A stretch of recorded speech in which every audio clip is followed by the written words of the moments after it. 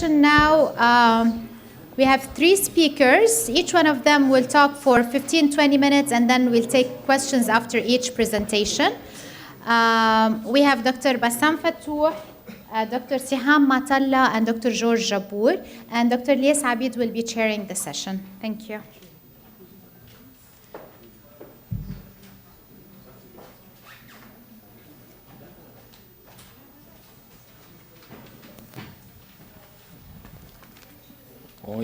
Good evening, everybody. I'm Lies Abid. I'm from ISC Paris Business School. I am happy to chair this session, namely energy and the macroeconomy. You have 20 minutes for each presentation and 5 to 10 minutes for discussion. We will start by Professor Bassam Fattouh from Oxford Institute for Energy Studies. Will present the paper entitled Economic Diversification in the MENA in the Context of Peak Oil and Energy Transition.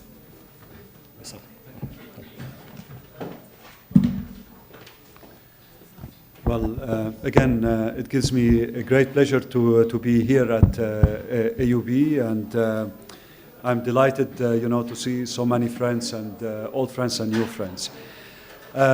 So what I will be talking today is on Arab oil exporters' diversification strategies in the context of the energy transition. And I would like to apologize for those who have seen this presentation before in Morocco or yesterday in Esquire, because I gave the same talk. So apologies for that. So let me start with the main idea behind basically this paper is basically it's a conceptual paper, and what we wanted basically to put is what are some of the issues that the Arab oil exporters should really, how should they position themselves in the area where we're seeing massive transformations in the energy scene. Now, as you know, economic diversification has been a key development goal for the Arab oil exporting countries for decades, and this is really evidenced in their various national development plans. And achieving this objective is seen by many of the oil exporters as really very important for their economic sustainability and their economic security.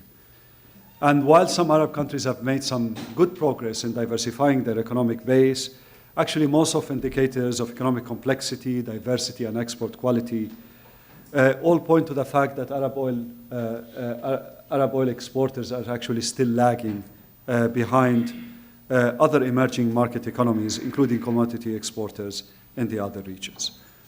So what is the problem? What is basically why this diversification? This drive towards diversification. The fact remains that the oil sector remains very profitable and the margins are very, very high. And that is a fact that we cannot really escape from. And even the industries that those Arab countries that are trying to go into, such as renewables, tourism, whatever, the margins are much, much lower in the oil sector. The problem with the reliance on oil revenues is that gives rise to 3 main challenges. The first one is that it does not generate a stable source of income, as oil prices fluctuate very widely. A related problem is that in many countries, oil rents are not big enough to provide sufficient income for the growing population and extensive welfare system. So that's one of the main problems. The second one is that the oil industry is capital intensive in nature and does not generate enough jobs for the hundreds of thousands entering the labor market each year. And I think the third and quite important aspect that we are seeing is that there has been a paradigm shift about the future prospects of global oil demand. Technological improvements, acceleration in efficiency measures, changing social preferences, and government policies to address climate change and air pollution are expected to result in a slowdown in oil demand growth. The concept of peak oil demand, no one heard of about a few years back. Now it has become widespread, with many scholars, company executives, and policymakers predicting an imminent peak as soon as within the next decade. So those actually are some of the main factors that actually is pushing the Arab world to move away from heavy reliance on oil revenues. Now, when it comes to the issue of peak oil demand, the reality is no one knows, and I think this came very clearly in the first session. No one knows when oil demand will peak, and the projections are highly sensitive to the underlying assumptions. However, regardless to when oil demand will peak, the debate places the topic of diversification into a completely new context. Let me make a few observations about the shifts in market perceptions. First of all, the peak demand debate signifies a shift of perception from oil scarcity to oil abundance. A few years back, many were concerned about peak oil supply and whether there's going to be enough oil to meet the projected increase in demand. This now has completely changed. Rather than running out of oil in a carbon-constrained world, there are growing concerns that in countries with high reserve-to-production ratios, like in the Arab world, significant amounts of renewables, of recoverable oil will never be extracted. The second very important shift in perception is the concept of scarcity premium. This idea that if oil is left underground, it's going to command higher oil pricing to the future. This is also being very much questioned. This idea of the hoteling rule that if you keep oil underground, you keep it for the future generation is going to achieve a higher value out of this oil. This is also being questioned. The third one, which I think is also quite important, we're already seeing, is that the global oil markets will become increasingly competitive and margins in the oil industry will decline. And as a result, Arab oil exporters really cannot rely on oil revenues as the engine of growth and economic prosperity for the indefinite future. Now, these shifts in perception are already changing the behavior of market players. For instance, oil companies are adjusting their strategies, increasing the share of gas and renewables in their portfolios, and increasingly shifting towards what we call the short-term investment cycle. That's why the US shale is very attractive for many of the investors. In oil exporting countries, the urgency of reform and diversification has intensified, and that's basically what we're seeing, what we discussed this morning, for instance, in the case of Saudi Arabia, Vision 2030, but that's actually is not only limited to Saudi Arabia. So this actually raises three issues which I think are quite important. First of all, how soon can we expect peak oil demand to occur? To be more precise, how fast is the current energy transition? The second one is what kind of economic future should Arab oil exporters be planning for? And the final one, how does the emergence of renewable energy as a competitive energy source impact economic diversification strategies in these countries? So let me take each of these questions. The first one is on the peak demand. And that is actually an interesting debate, because if you look what the peak demand debate is concentrating on, is trying to find at the point at which oil demand will start falling. And I think all of these projections, one can make the following observations. The first one is that the range of uncertainty is very high. Peak demand forecasts are highly dependent upon their underlying assumptions. Even slight changes, for instance, in the population growth, in the economic growth, can push that 10 years ahead or 10 years back. So that's basically the first point, is that with all of these projections, there's a high element of uncertainty. The second observation that I would like to make, that there could be a possibility of multiple peaks. There is this idea that we're going to only have one peak after which oil demand will decline sharply. In reality, what we have seen is that we could end up with multiple peaks. So when oil prices go low, we're likely to see a rebound in demand. And actually, that's what we have seen in the US in terms of gasoline consumption. Everyone thought back in 2007 that gasoline consumption in the US has peaked, but as gasoline prices started going down, we saw a rebound. So we actually could turn out with multiple peaks, or at least for the peak to be prolonged. The third very important factor, the third very important feature, I think, which is coming from this graph, is that oil will continue to be an important part of the energy mix for the foreseeable future. And this graph basically shows us that if we don't invest in the oil sector, the decline in oil production is likely to be much faster than the decline in oil demand. So there's going to be a massive gap, and this gap needs to be filled by those countries which have reserves, and that basically means the Arab world.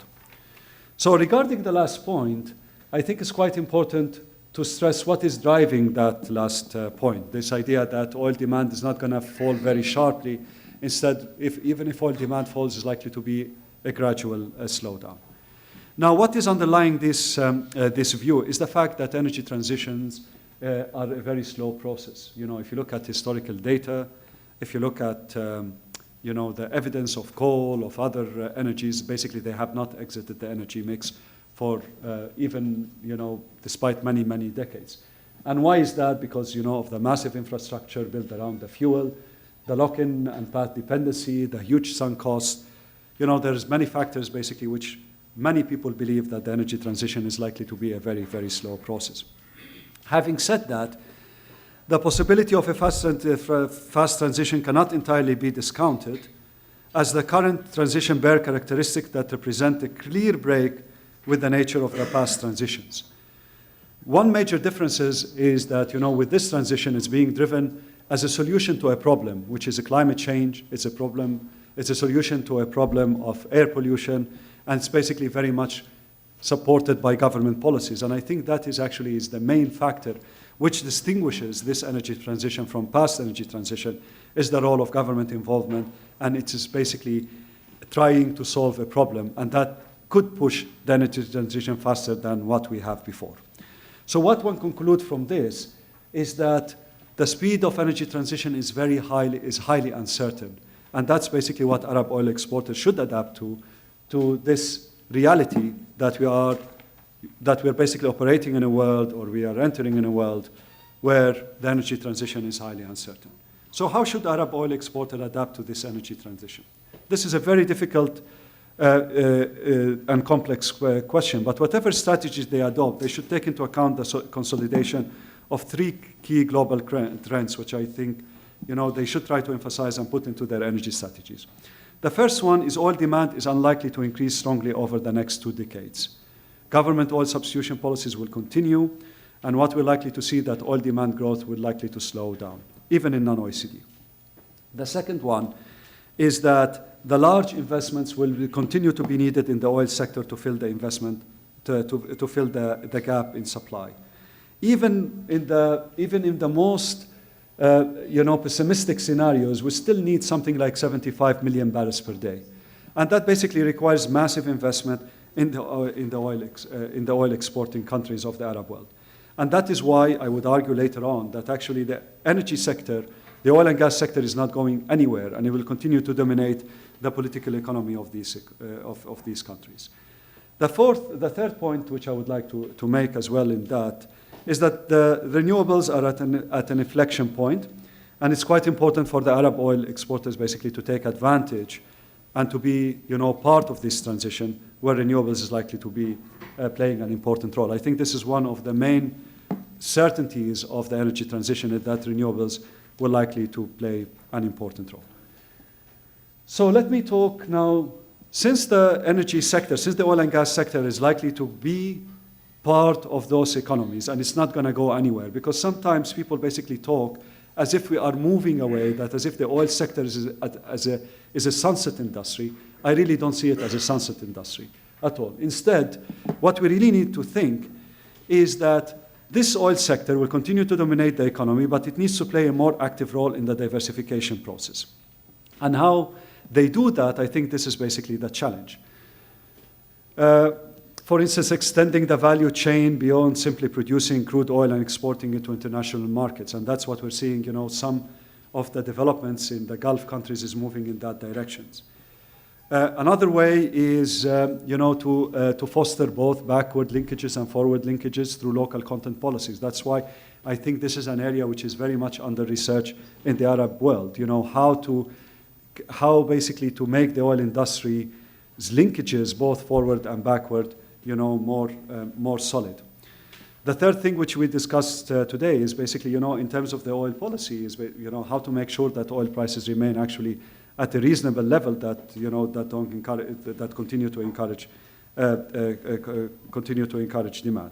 So the point basically I want to emphasize here is that in our analysis, really, we should not start from, the starting point should not be that the oil and gas industry are going to disappear. I think actually, it should be part at the starting point of our analysis is how to diversify, how the energy industry, how the oil and gas sector actually can play a role in the diversification process. The second point is that regardless of whether you believe in stranded assets or not, and what we discussed basically earlier today, is that all of the Arab oil exporting countries should pursue efficiency measures. They should basically increase the role of renewables in the energy mix.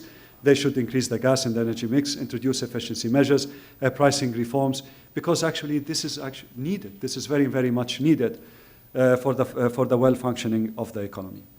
The third point is that, which I emphasize, that Arab countries should not miss on the renewable revolution, but at the same time they should not basically be, under the impression that this transition is going to be fast and you're replacing one source with another source. That's actually not true. The reality remains that renewable energy does not create high rents, doesn't create profits, high profits, doesn't create high margin compared to the oil sector and the gas sector. So you're moving from an industry which creates massive rents to an industry which does not create, massive rents or even zero profits. The second point is that, renewables doesn't create jobs. It's the same, exactly. It's a very capital-intensive industry, and there's plenty of evidence now, and I think, perhaps this is going to come in the IRENA reports and the others, which basically showing that renewables do not create a lot of jobs. Okay, and there are some examples, even in the kingdom, for instance, which are showing that, for renewables, wind turbines, assembly, things like that, it really doesn't create much jobs. I really need to start seeing the evidence that it does. So basically, you are transitioning away from an industry which creates high margins to an industry which creates low margins, and it cannot basically be the solution. So this idea that the renewables can be the solution for the Arab countries, actually this is not accurate. I think where the renewables is likely to play a role is in complementing the oil and gas industry, for instance, by freeing oil for exports, by freeing gas for exports, and the economics basically there makes much sense. So that's why, rather than thinking of renewables as a separate, it should really be integrated in the thinking of the Arab governments.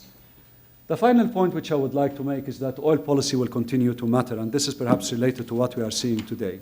Because there is this idea as well that, many consultants will come to the Arab world and say, since demand is going to disappear, why don't you get all of this oil under the ground and put it into the market? Fast monetization of reserves. Now, what will happen? If this is, imagine basically a world when demand is increasing and supply is increasing because everyone is putting basically the oil from underground and putting it into the market, what's going to happen? Well, oil prices are going to collapse and oil revenues are going to basically fall. And that is going to put the Arab countries, Arab oil exporters, under extreme pressure. And actually, extreme pressure to the extent we're not sure whether they'll be able to invest in the oil and gas sector to meet the supply gap. So for me, despite the fact that the global oil markets are becoming more competitive, what we're likely to see is the cooperation between oil producers to continue, and that cooperation will be based on trying to find an oil price which is high enough for their economies to continue to function. So that's why I would argue that the OPEC as an organization, oil policy, will continue to matter, because all of the producers need it in order to keep their revenues quite high.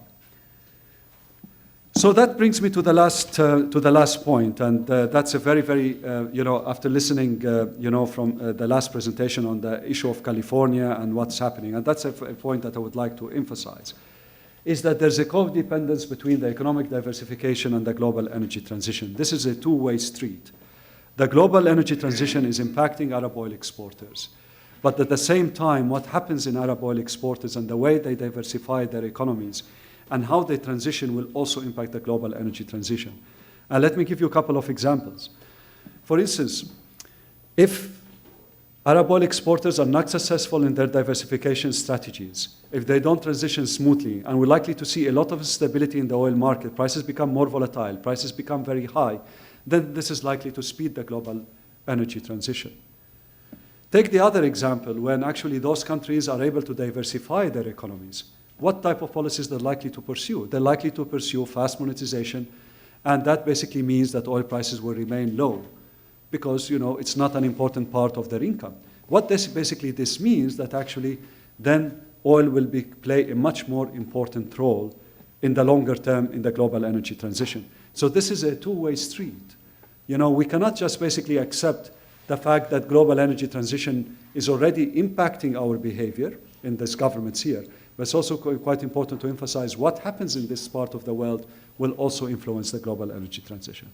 And with that, I conclude. Thank you very much for your attention.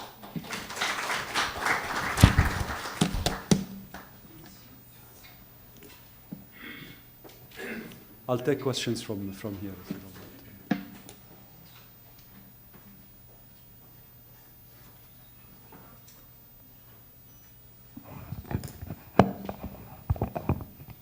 Thank you for this presentation. I have any questions? Dr. Bassam, as you know, our oil is the cheapest. Yes. So the last to exit, if there is, even fast move toward transition. Now, I'm not debating because the issue of diversification is very important. It's very important for the manpower, to absorb the manpower and the rising numbers of graduates and so on. However, what the argument that oil, as far as our economies is concerned, is going to have of a lesser importance, I don't believe so, because the last to exit, which means the last, say, around 20 million barrels, okay, they will be still from our part of the world because we have the lowest cost of production. Yeah. So why don't we base the studies on the lowest return from the sale of that oil, trying to project what would be then the oil price and how would it impact? Because other people will stop producing because simply they cannot afford to produce it.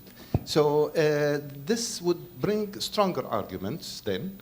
It brings better vision toward how much actual deficit would be, okay, in the fiscal issues. Absolutely. I think, Mounian, you touched on that. That's why basically, I've wrote this paper because, as I said, actually Giacomo, where's Giacomo?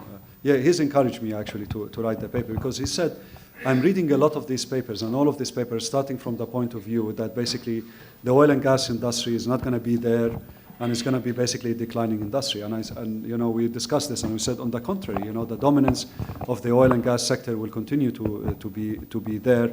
And that is why we need, if we are diversifying, if we are transitioning, whatever, it should be part of the solution. It's basically, it should not be considered only as part of the problem, given our high structure of our economies and highly reliance on revenues. But I think the other point, which I think I emphasize here, and I think what you are alluding to, is that the margins in the oil industry are likely to become smaller and smaller and smaller over time.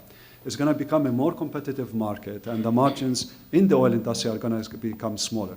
But those margins are still quite high compared to the other industries that we're trying to diversify. And that is basically the challenge, is you're trying to diversify into industries which the margins are very low, away from an industry, even with the declining margin, they are quite still high. And I think this is basically the interesting story and try to find a way how to deal with those things. So I agree with your approach 100%.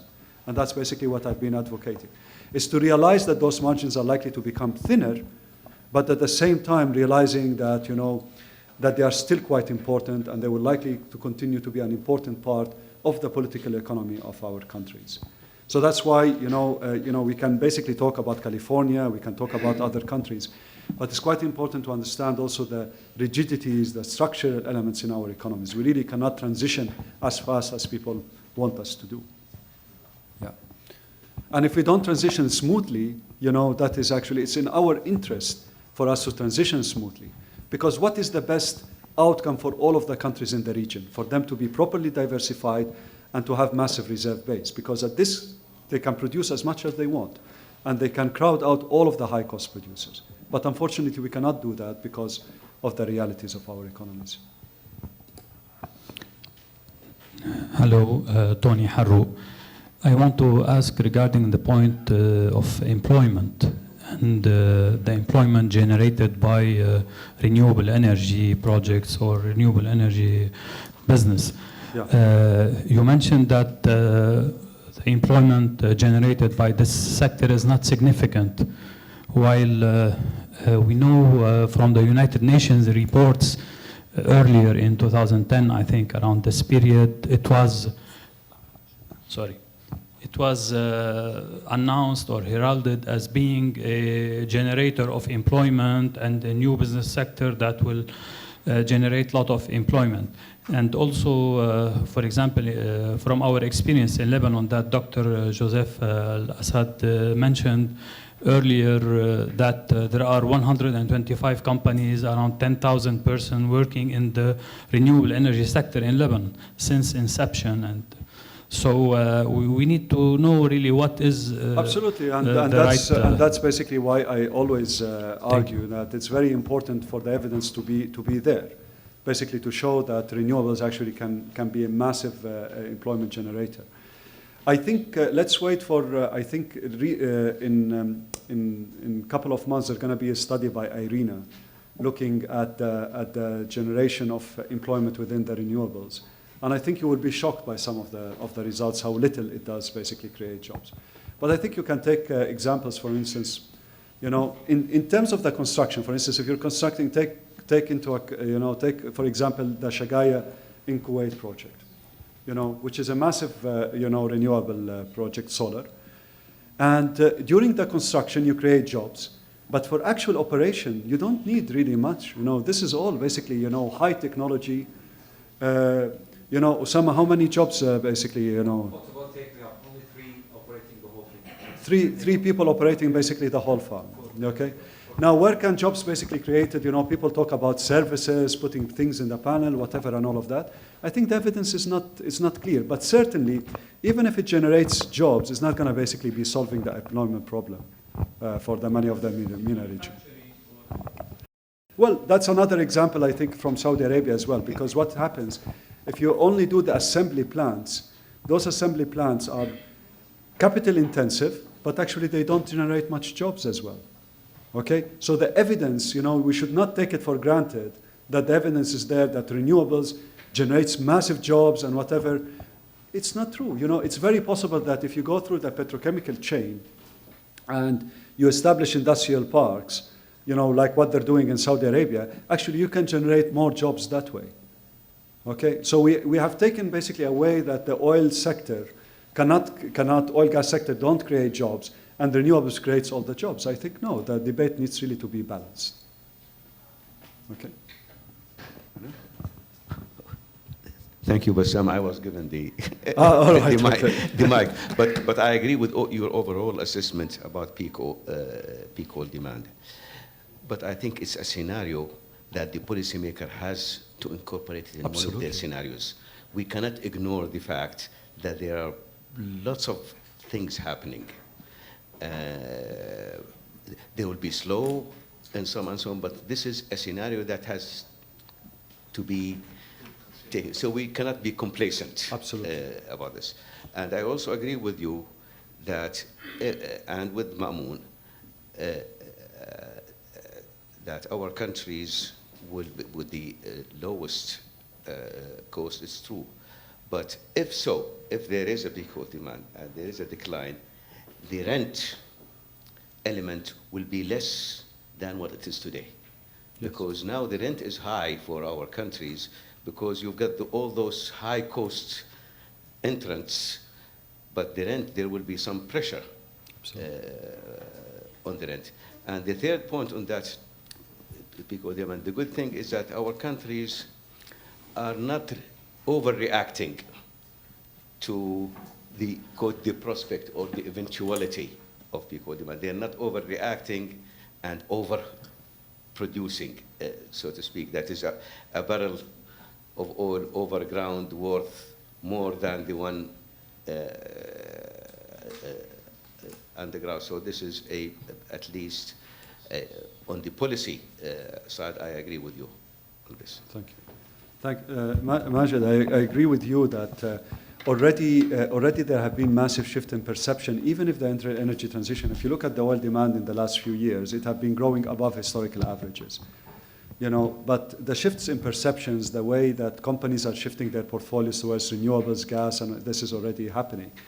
The shifts on perception whether oil underground is worth more than oil overground is also shifting. But one thing for sure, I think that the oil industry is also getting used to move away to lower and lower margins, lower rents and lower profits. And I think we in the Arab oil countries as well, we should also get used to that as well, that those margins are going to become thinner, the rents are going to decline, and how to adjust our economies into the lower rents. But this does not mean that we should not optimize the use of our reserves. That's the point that I always make, that you have a reserve base, we have the low-cost producer base, we should optimize our reserve base. And that's basically is the challenge. I want just to make clarification, Bassam, for the intervention of the report on renewable energy in terms of employment. The report is not from the UN, but from IRENA, which promotes that renewable energy will provide jobs. But basically, it was really specific that at the implementation, not but after that. But what IRENA is promoting also and trying to do that effectively is that we developed a study on local manufacturing within the Arab region, and we identified that only through local manufacturing and going beyond just renewable energy, looking also energy efficiency through collaboration among the Arab countries, because you need to have the market, then sustainable energy solutions in terms of renewable energy and efficiency, we'd find, I would say, create much more jobs compared to the traditional. Absolutely, Radia. But that's what I'm saying. There are so many ifs in your if this happens, if this happens. And that's what I'm saying, exactly with the oil and gas sector. If we do if we go down and we do industrial parks and we do this and we do that and we do this and we do that, we can also create jobs. So I think we should not, basically we should try to integrate everything, and we should try basically to also use the oil and gas sector as well as, as much as we can to create jobs as well. So that's basically the point. Thank you, Professor. Thank you. We will move to the second presentation by Siham Matala from University of Orantu.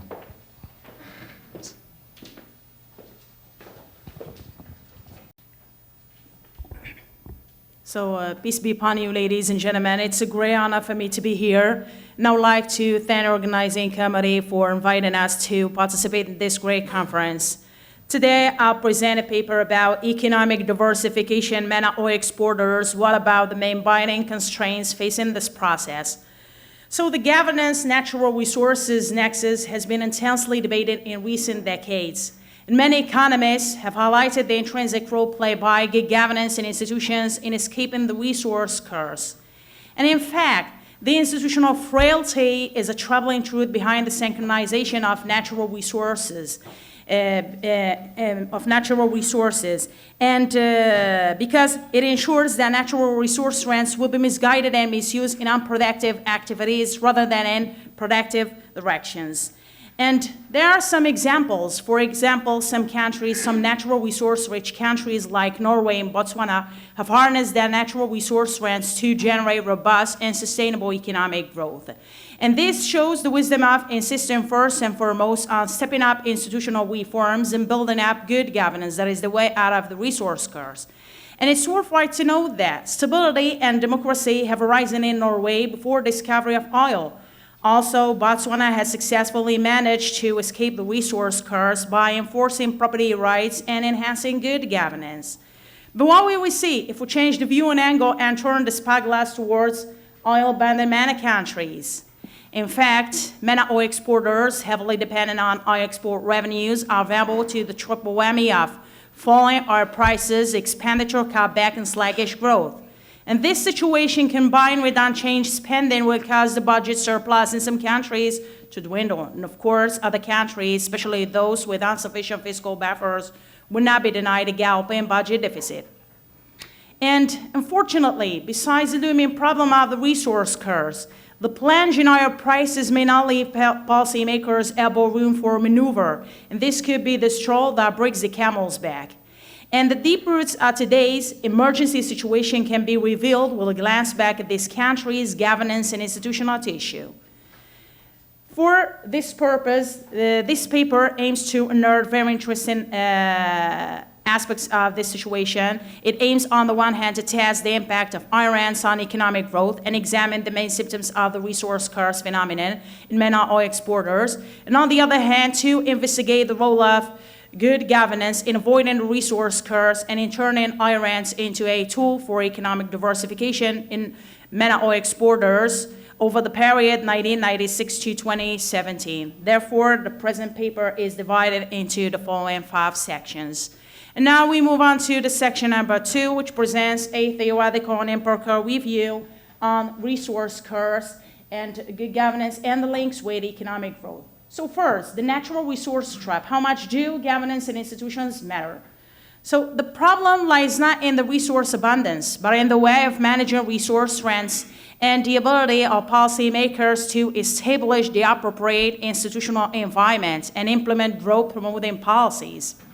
And in fact, the correct behavior stems from increasing resource rents, encourages individuals to seek a piece of the resource pie instead of engaging in productive activities. And also corruption pursues power-hungry governors to stay in power, and thus causing a tremendous lack of accountability, inefficient allocation of public funds, and serious distortions in the economy.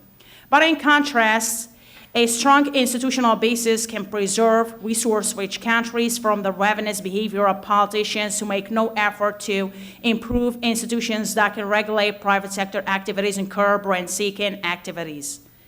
Second, diversification away out of the resource curves. But what about the main binding constraints facing this process? So economic diversification is a better shield against the resource curves.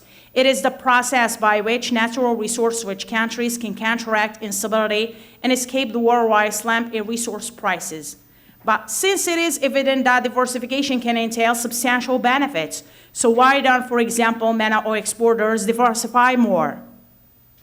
There are many reasons for this, such as lack of clear guidelines on diversification, the entire support to heavily energy-dependent industries, and the private sector's dependence on government spending.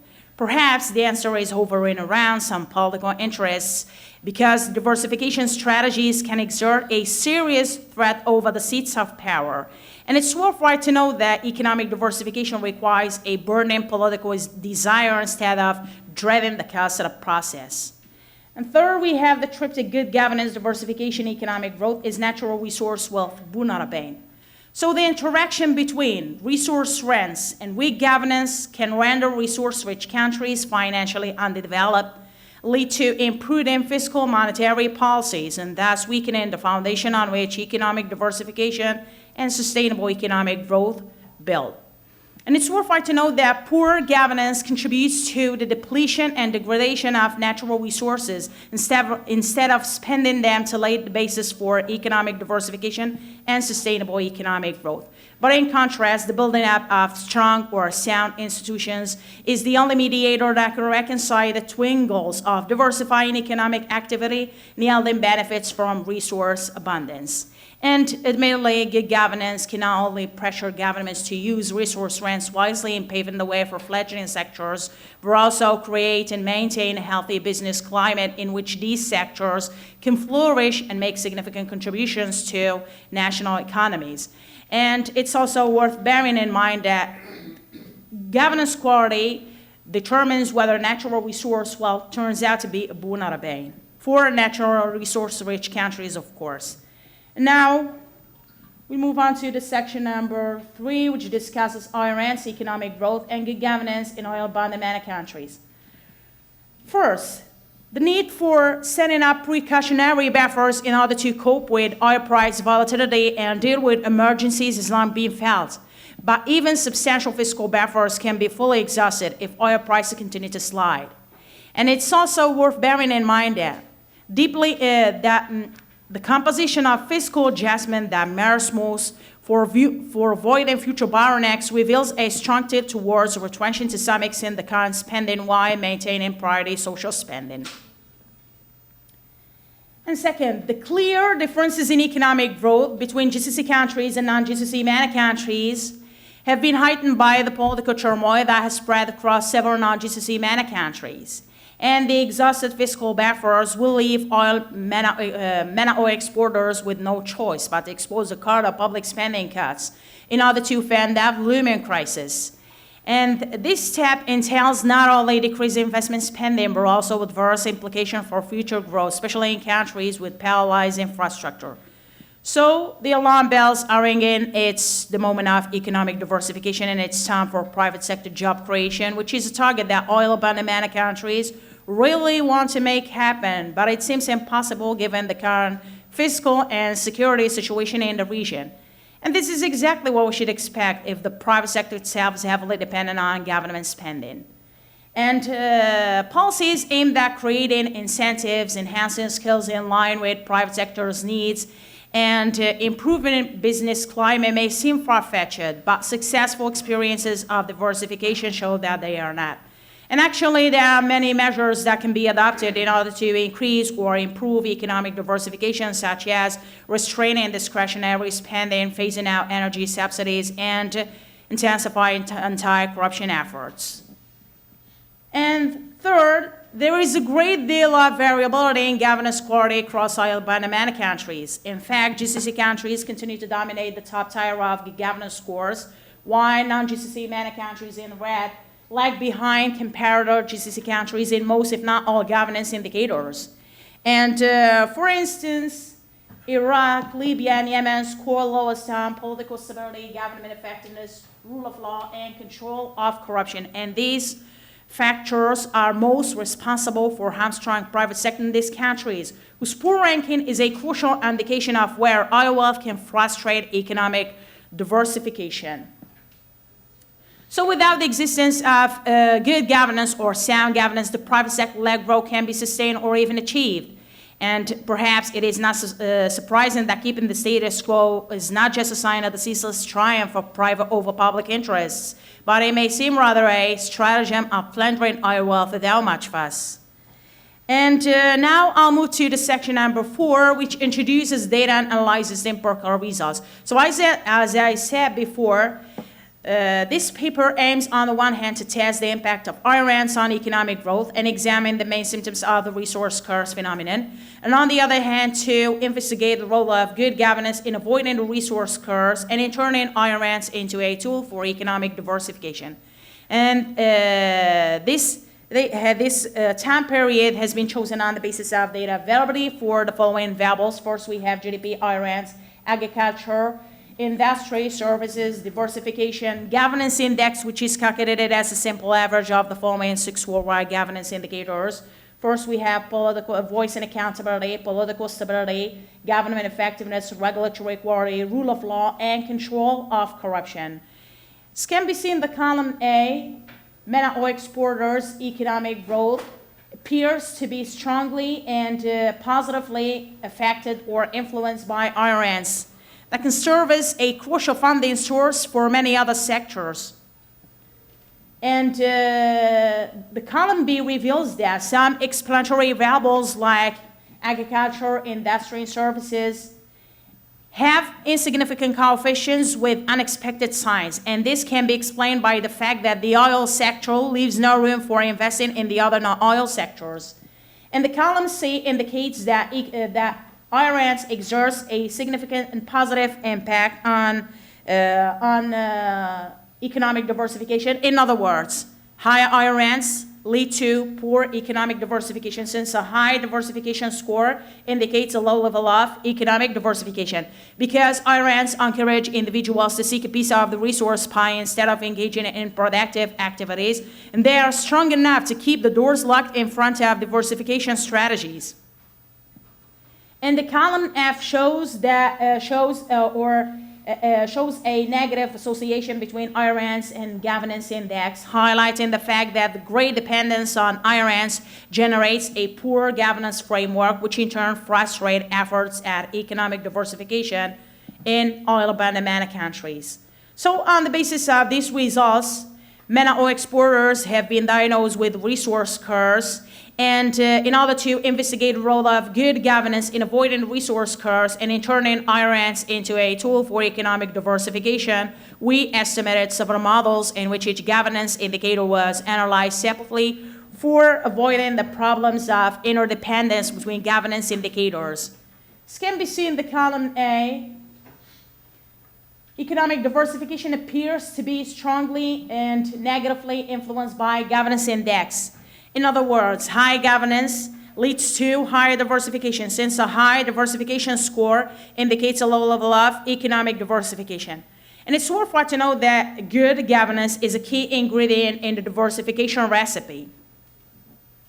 Furthermore, the multiplicative interaction term between governance and IRANS yields a significant negative coefficient, implying that the combined effect of governance and IRANS is effective in improving economic diversification. And the validity of our instruments is confirmed because the Hansen G statistic is insignificant, therefore the null hypothesis of valid instruments cannot be rejected.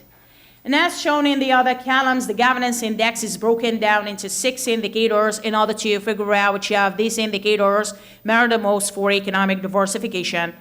And in fact, the diversification index appears to be strongly negatively influenced by voice and accountability, political stability, rule of law, and control of corruption. These 4 pillars support a diversification away from over-reliance on oil in oil-abundant countries. So in general, the enhancement of MENA oil exporters, good governance capabilities is the way out of the resource curse, because it is the only mediator that can reconcile the twin goals of diversifying economic activity and yielding benefits from resource abundance, and hence turning oil wealth into a boon and enabling oil-abundant countries to generate robust and sustainable economic growth.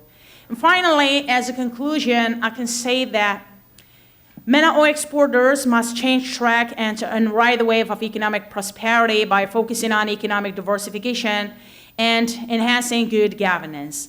In pursuit of these goals, policymakers should take into account that the first step in embarking on promising diversification strategies is to build a measurable plan with realistic, clearly defined, action-oriented goals. And it's worthwhile to know that this plan should be executable. It's also worth bearing in mind that deeply entrenched governance issues in the region cannot be solved overnight. Visible and tangible improvement in governance are going to take time. They may sound simple, but they require long-term commitment, great efforts on everyone's part. And this laborious process can bring fruitful results to each country engaged in such endeavor, only if it is not carried out on a one-size-fits-all basis. And thank you so much for your listening.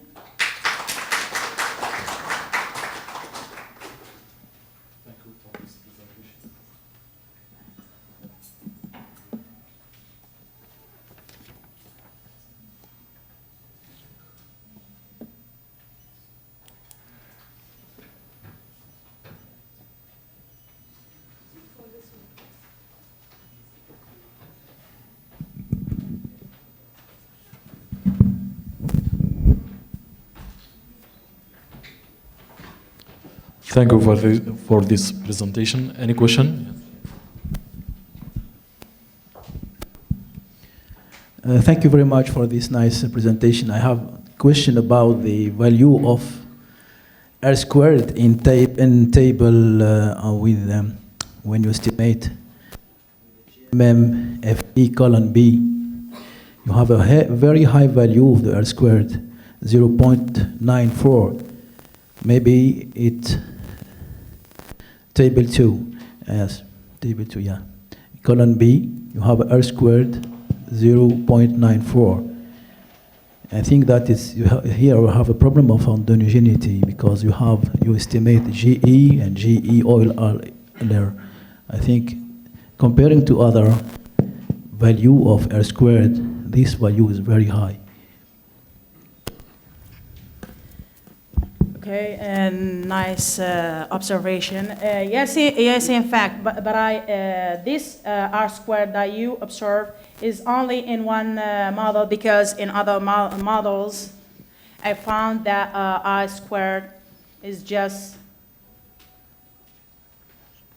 for example, 0.22, and that's why I use GMM method, generalized method of moment, because due to its ability to deal with persistent data and endogeneity and heterogeneity issues in the model by selecting and using valid instrumental variables. And as you see, the Hansen G statistic, especially in the other, the Hansen G statistic indicates that my instrumental variables are valid. So that's why I use these models.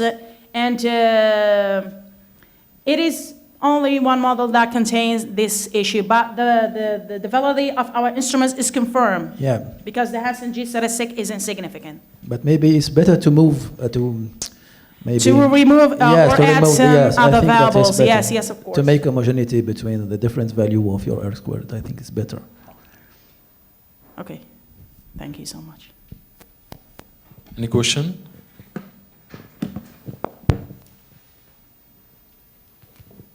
Thank you very much for the excellent presentation, and I'm proud that an Algerian researcher is presenting like an American native.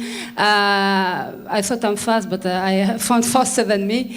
Actually, doing such estimation using models, the main challenge is the availability of data, and I've noticed you use the World Bank data for certain indicators, but I guess you faced the challenges, especially looking by cross-sector. So how you manage to collect the data specifically for at the country level for the MENA region? Oh, thank you so much for your question, because it's really a great issue to collect data, especially in MENA countries. But I think the issue is in collecting data regarding, for example, inequality. But there is data, especially, for example, good governance. It is available at the World Bank website. Also, economic freedom, diversification. It is from UNICTAD database. It is available for the period of 1996 to 2017. So it's really important to extend that period and use other variables. For example, ICGR database. It's also really important. But I prefer to use good governance indicators from the World Bank, because it can give us a great vision and more wide vision of the most important issues that we can that MENA oil exporters are facing. For example, especially in terms of voice and accountability, it's really hard to collect data regarding voice and accountability in MENA oil exporters, especially in Algeria, for example. It's really hard to find that kind of data, and also political stability and regulatory quality and governance effectiveness. And the most important factor or indicator that I consider is good in World Bank's data is control of corruption, because it's really impossible to collect data or find a database about corruption, especially in Algeria. So that's why I prefer to use World Bank data, despite there is a short time period. But nice question. I have to use other, for example, data in order to extend that period and maybe have some more good results. Yeah, yes, of course. Thank you so much. Other questions? Thank you. Thank you very much. Thank you so much. We'll move to the next presentation by Professor George. We begin for the second session, namely energy, the macroeconomy and financial markets. We begin by the Professor Nasser Badr. Mr.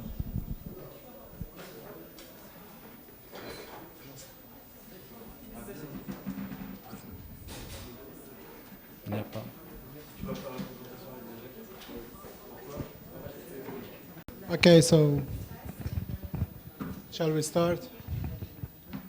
Shall I start? Okay. Okay. The predictive power of oil and commodity prices for equity markets, evidence from rolling Granger causality test by Laila Dagher, Ibrahim Jamali, and Nasser Badra. Let's do first a motivation on the topic before, and regarding the relation between the oil and the equity market, or the oil and economy, all in all. Usually, a large literature has been, before 2000 actually, little was known on the relation between oil and economy, all in all. But then actually it emerged like two strands in literature. One of them actually, the first strand actually in literature uses like the VAR model and the vacuum model actually to gauge the effect between oil and equity markets.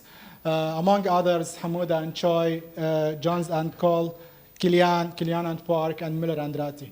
Actually, following this trend of literature, many have followed actually Kilian work in identification of the shocks of the oil. He followed like he decomposed actually the shock oil into three, like demand and supply and other, with a scheme of identification of the structural shocks, and then just to gauge the effect using like either impulse response function or other. This work actually follows in Kilian work actually who identified the structural shocks of the SVAR recursively. This is the first strand in literature, and the other strand in literature also uses actually just one thing here regarding the first strand. Actually, it uses the first moments of the equity, which is the return. And the other one just uses like the volatility, the Garsh model, like in a vector autoregression, also VAR, but Garsh, actually, following Gwasmi, Fattoum, among others, Malik and Hamouda. These are just like an examples among others. A parallel literature where we are now, where we're gonna work now, the parallel literature is regarding the forecasting of equity and oil commodity prices. Following Jones and Cole, and many others. In this study is actually, it was motivated by the fact that Granger causality just tell us about the predictive power of one variable to another variable. If one variable actually Granger goes, then we can like, it must be the case that it will reduce the error mean of forecasting. The mean error of the prediction error. The mean square of prediction error. Okay, so it was like motivated by the work of Swanson.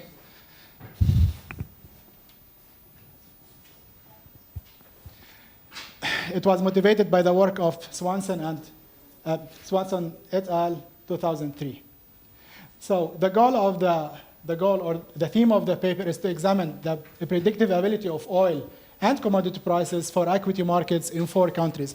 2 of them in the Arab countries, and the other are 2 European countries. Actually, for the Arab countries, they are United Arab Emirates and KSA, France and Italy. The contribution of this paper, actually, we studied the predictive power of oil price movements while accounting for changes of prices and other important commodity and global economic activities and the changes in the exchange rates. While we are studying the relation between the stock market equity and the oil price, it is imperative to include some variable, actually. Those variables, actually, they are like the global economic activities, which is actually, it is proxied by the dry index, the exchange rate, and the other commodities. So all in all, our work becomes like a threefold work in which the oil and the stock markets, we visit like the oil and stock market, next is the relationship, the interlinkages between equity and commodity markets, the relationship between equity markets and exchange rate, because our VAR model contains these 7 variables. Indirectly, we are inferring about the relation between exchange rate and equity, about commodity markets and equity, oil prices and exchange rates and the other.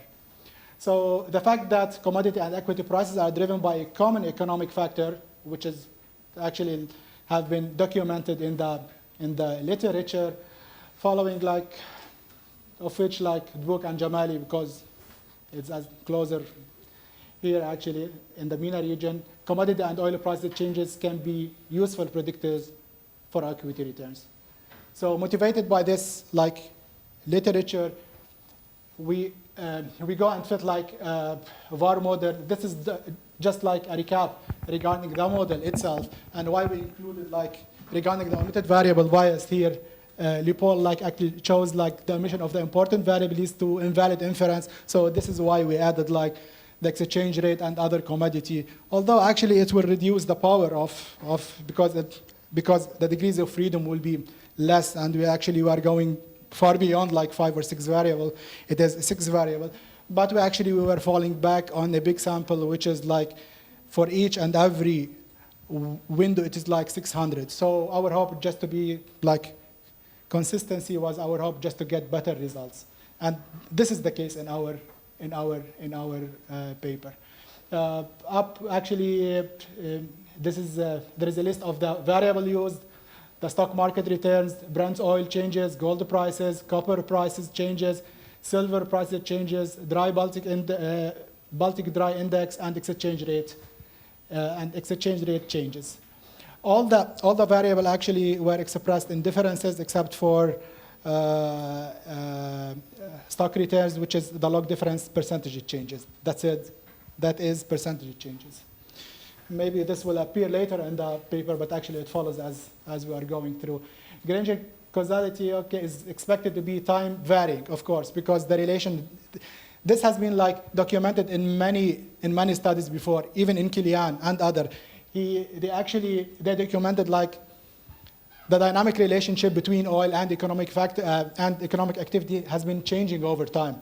This is has been documented in the literature, in the work of Kilian, and here also in the Blanchard and Gali and Reggie, Blanchard and Reggie, who argued that there has been a change between oil prices and economy, among others, who followed them actually. But actually, what we are trying to say here that literature documented that there has been like a dynamic relationship between oil and economy over time, and it's not like fixed over any time. This is what we are trying. Data would just like actually the sample actually span the period from May 31, 2005 to April like 27, 2008.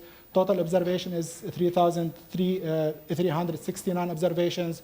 Prices are dominated. These are regarding just how we constructed our variable and the choice of variable. The first one, choice of variable, and the other one, how we constructed the variables. The first one regarding the futures and regarding how we actually calculated the return. The price of oil, better we obtained exchange rate. This is all the same thing. We checked for like all series like actually exhibit a stationary process because this is expected because they are in difference and actually percentage changes. Actually, we have those results, but we didn't put them because are trivial here. Actually, this is why we don't want to spend some time over them. We control for global economic activities using the dry Baltic. Yes, we mentioned that. And that will be it. Okay, as in Kilian, this is just an example regarding the Granger causality. As in Kilian and Leopold 2017, who noted that Y2 is set to Granger cause Y1 if the lagged Y2 minus 1, like the previous observation of Y2, improves forecasting or predicting Y1. This is what we mean. In other words, when the information of YT lowers the mean square prediction error of Y1. Like in this example, a bivariant var of lag V, flag P, given by this system, where Y2 is set not to Granger cause if and only if the A12, this one, at the corner, is equal 0 for all the lags. For all the lags, that's the optimum lag length, which is like obtained by AIC in our case, IKIKI criterion. So this restriction can be tested through Wald test, the conventional one. If the restriction is rejected, then Y2 is set to Granger cause Y1. Our method actually is fixed window throughout the sample. Actually, we start with a window of 600 observation, and then we roll this window again and again. Each and every time, actually, we wrote this code. Actually, it's not like a built-in. Each time we start a new window, the code actually selects the optimal lag length using AIC, IKIKI, and then fits the model and then conduct the Granger cause based on the selected lag length. So it's not like automatic, just rolling the windows as it is done. We just amend the code just to be every time just select the lag length and conduct the test. Regarding the heteroscedasticity and the autocorrelation, consistent hack, standard errors following NOAA and West,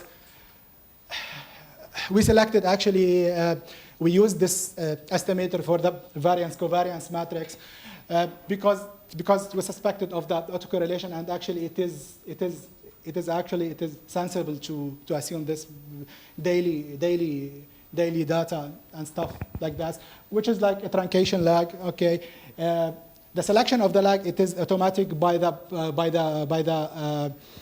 code optimized by New and West. There's two types of lags here. There is regarding the variance covariance, and the other one regarding the lag of the system itself. So this is the discussion. So the results now. We started here regarding the exchange rate. Exchange rate actually is deemed to be does not Granger cause the stocks in either France or Italy. This actually in line with literature who documented like evidence of the same evidence we found. This is regarding the exchange rate. The line here is the 5% significance, below which we reject the null. And then let's say in this case we say like the equity, the stock equity actually Granger cause exchange rate if there was like below this line, which is the 5%. So here in the whole sample, in the whole like the 600 windows actually we have rolled, none of which not even like in a small period or just like one incidence that has been like exchange rate, the relation between the exchange rate and the equity shows any significance. So here for copper, actually, here we're just like selecting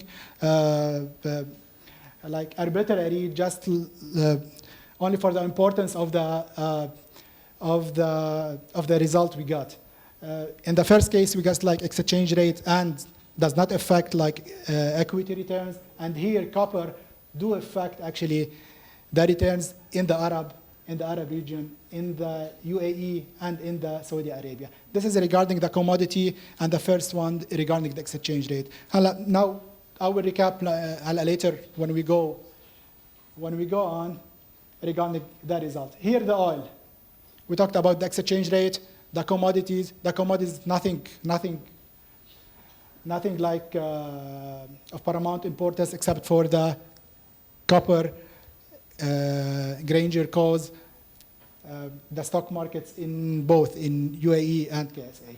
Regarding the oil actually with this in this region here at this time actually at 2014 and on, it is actually affected. This is the line that we have been discussing, below which the oil start to Granger cause the stock market or the stock equity returns from here and on. It is common between Saudi Arabia and between UAE. Is it because they are exporting countries? Could be.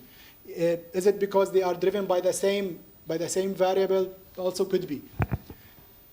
But actually, this was what we found regarding KSA. Also for the Italy and France, although with less intensity, but actually the same period.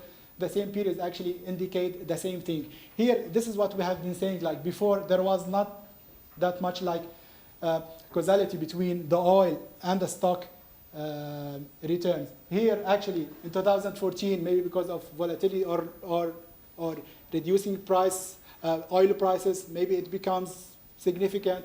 But actually, what we are trying to say here, out of this graphs, that the dynamic relationship between the oil and the stock market actually has changed over time. Before it was not significant, and now it was significant. Commonality, yes, commonality regarding the time it started to affect it. It is 2014. This is for Italy and France, and this is for United Arab and Emirates. Here the intensity is more. It is more persistent. It's not like as the European case, but actually it denotes or indicates the same time that it has started to affect, oil prices started to affect the equity returns. This is a recap of what we found. I will read from here so I can. Regarding the first panel, actually, the Granger cause from commodity price, exchange rate, and the drawing actually we see like only for for KSA, this is the Granger causality from commodity price changes to exchange rate, and the other to the exchange rate, to the stock equity returns. All others effect on exchange rate, on stock equity returns. So oil, for those, this is what we have been showing just before. This is the first one, what I've been showing before. No, the first one. Okay, all those incidents where they are affecting, they are aggregated in the 2014 and on. The other way around, okay, like the effect like of stocks on stock market equity on the oil, actually this is the other way around because it is two-way test. The other way around, it shows like there is an effect in KSA and UAE only.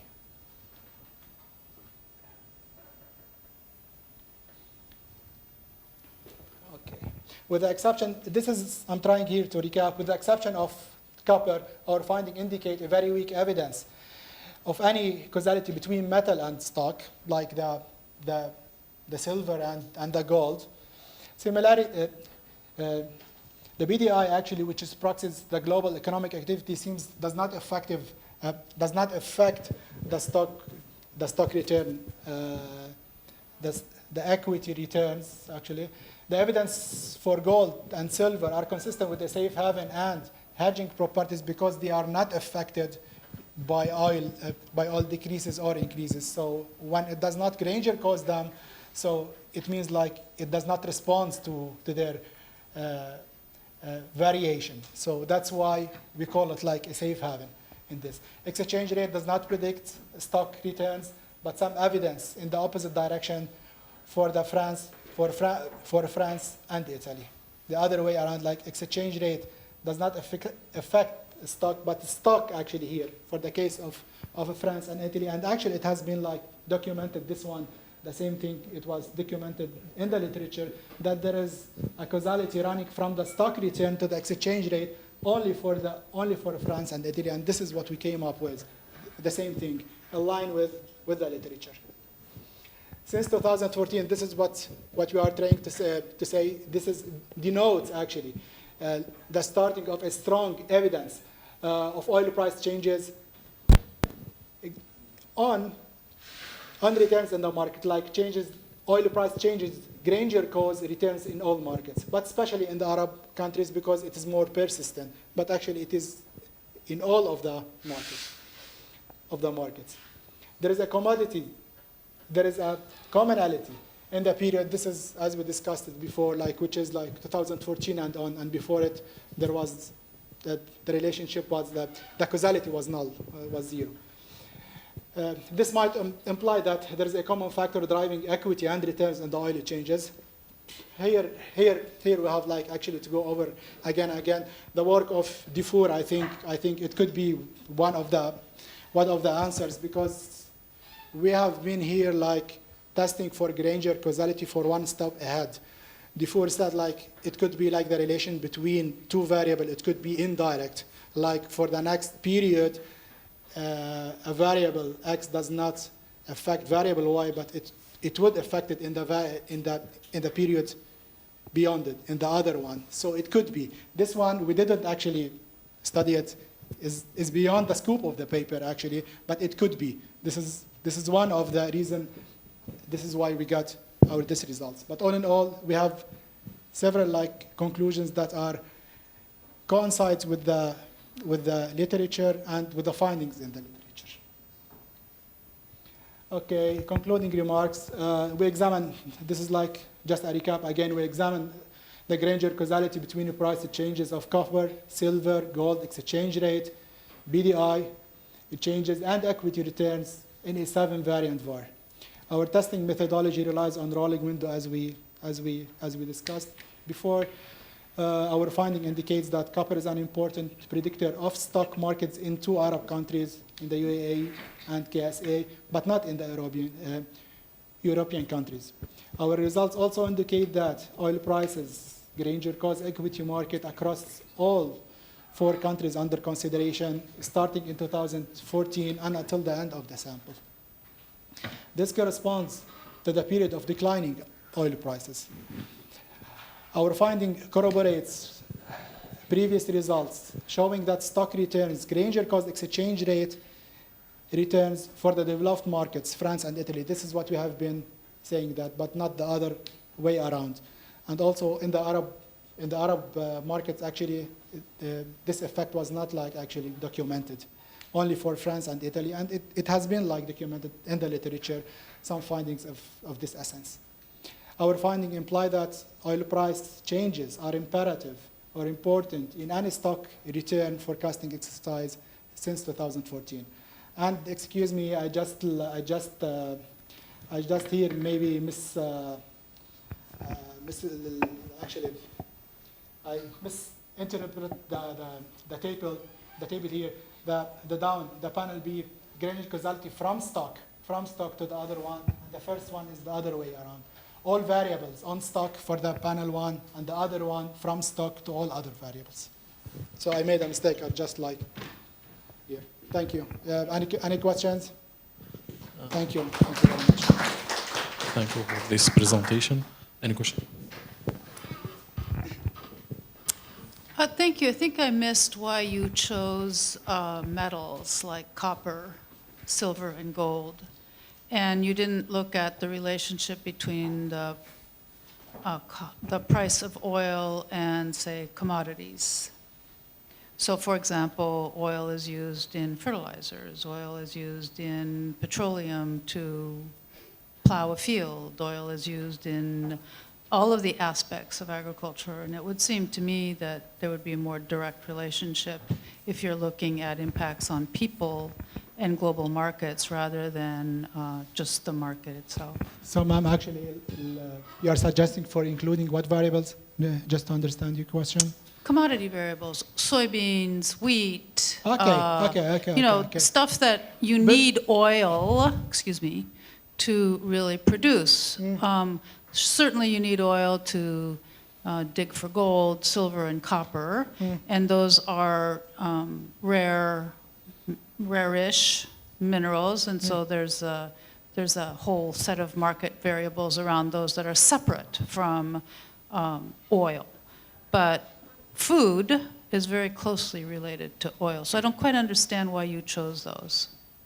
Yes, most of the, actually, we could actually, the debate regarding whether to include a variable or not actually is always valid. We can actually include any variable as long as we suspect it is like an omitted variable. It could be actually the case, actually. But actually, we were motivated by the literature of the including of similar, actually, treatment of the research question, and actually we do it as a rolling window. Regarding, there is one thing, maybe it could be valid, but I'm not sure. The proxying like the BDI actually, this is the Baltic actually dry index. It is like actually it has to do with the shipping thing and the other stuff thing. So it could be like intimately related to food. I'm not saying it is the same. Could be, but actually it's always, you can argue actually whether to include a variable or not, and it won't hurt to give it a try. Thank you. Thank you. Any question? Yes.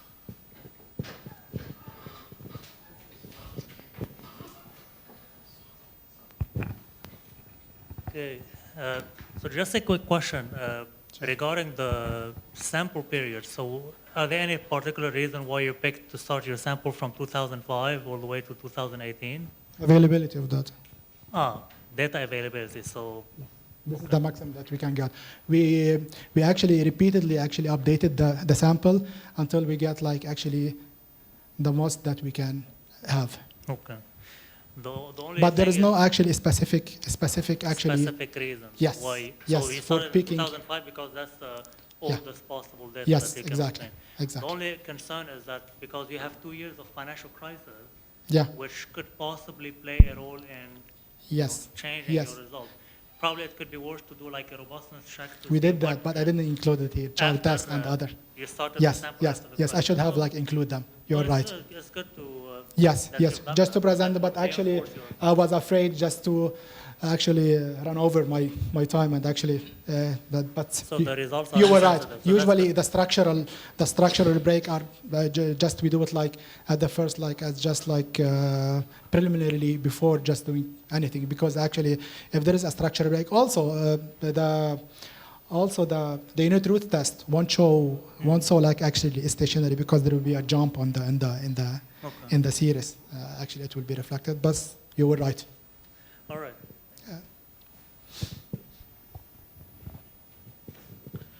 Any question? Oh, thank you very much. Thank you. We remove the second presentation by the Ibrahim from this university.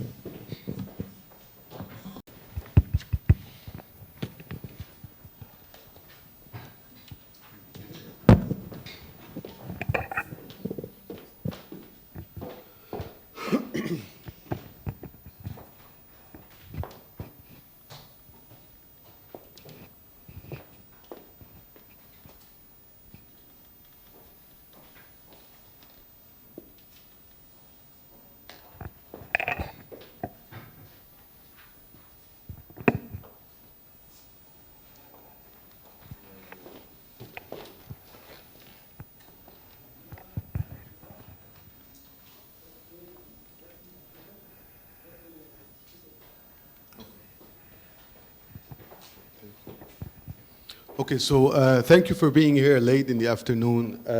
I appreciate it. All of my co-authors also do. So the paper that I'm going to present today is on the financialization of commodities, the case of the MENA region. So I'll start by saying this is really a paper that has to do with contagion. So I'll ask you a question. When I say contagion, what comes to mind? Any movie, any picture? Movie-wise, would you think zombies, for example? Yes. So if you look at this, you know, when we talk contagion, this is what we typically think of, zombies, right? So it's not that bad. So our results are actually nice, but you know, the idea of contagion is actually evoking thoughts of zombies sometimes. So I'll start with that. I'll tell you, well, why do we call it financialization? We start with the idea of financialization because the financial press has linked repeatedly the ebbs and flows in financial markets to oil price fluctuations. This is more so for oil exporting countries and specifically for MENA countries. So there's a lot of work actually on the relationship between oil prices and the MENA equity markets. So what's financialization for those of you who are not aware of this literature? So financialization is the idea. So it all started before a testimony by masters. So 2008 and after 2008, in fact. So prior to 2008, we thought of commodity futures, as being an asset class that is negatively correlated or uncorrelated with equities and bonds, fixed income. In fact, there's a lot of academic work on this, and the academic work, so for example, if I point to Urban Harvey, if I point to Gorton Ruwenhorst and others, they show very little correlation between commodities and between commodities and other asset classes. All of that changed in 2008 because of the gentleman right here, Michael Masters. So he testified before Congress saying that commodities are now becoming another financial asset. So the flows of money into futures, into commodity futures, is causing financialization. So that was his hypothesis. Ever since it was called the Masters hypothesis, and there has been a lot of work done on testing the hypothesis. The initial evidence concerning that hypothesis was actually suggesting that there is financialization. So the initial evidence by Cheng and Xiong, for example, shows that there's cross-commodity correlations that have soared from minus 0.2 to 0.7 by mid-2008. Tang and Xiong, for example, also find that the correlations between energy and non-energy commodities, as well as the correlations, the cross-commodity correlations between index commodities, the commodities that are part of the index, have increased. So the initial evidence supported the financialization hypothesis. After that, the bulk of the academic literature came to the conclusion that it's not so clear that there's something called financialization. So the consensus emerging from the literature suggested, casted doubt on the financialization view. So we list here a number of papers that say that.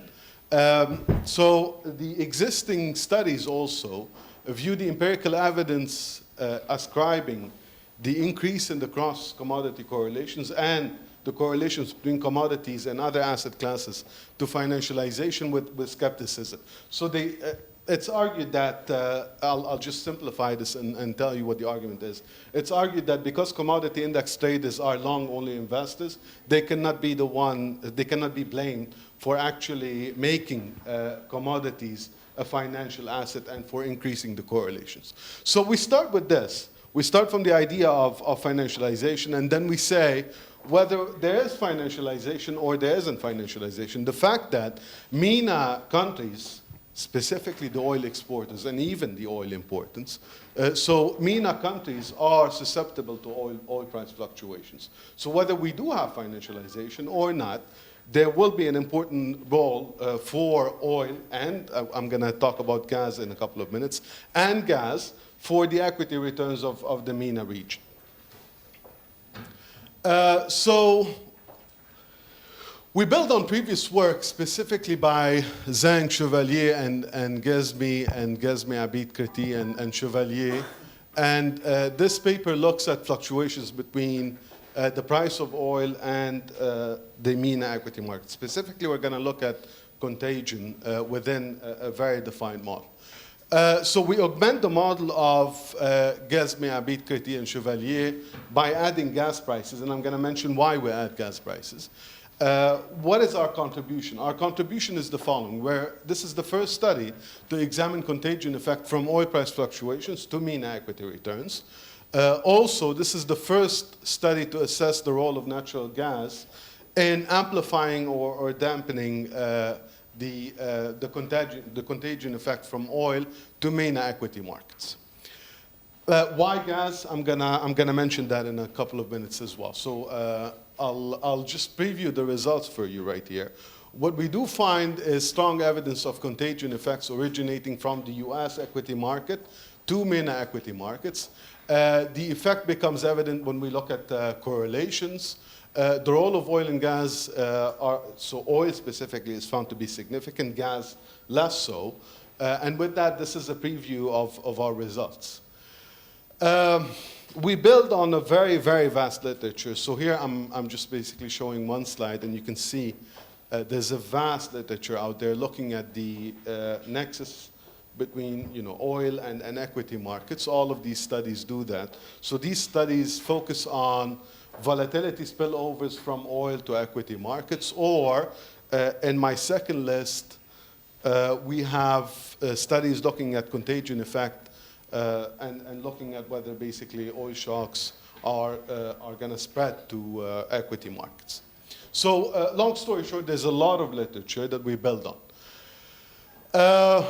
So what's our modeling strategy? Our model builds on the important contribution of Beckett and his co-authors. So we use an international conditional CAP-M. This is the model. We assume that purchasing power parity holds, and I'll show you the equation. It's going to be easier to explain the model with the equation.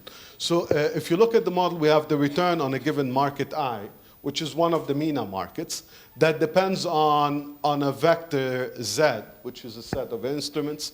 And you have the returns on the US market, oil price fluctuations, gas price fluctuations, regional effects, so the return on the regional market, and then a part that's not anticipated. So the first part right here is the part that's anticipated, and the second part is the part that's not anticipated. So we decompose the return into a part that's anticipated and the part that's not anticipated. In fact, the test of contagion effects is going to have to do with the unanticipated part, to be more specific.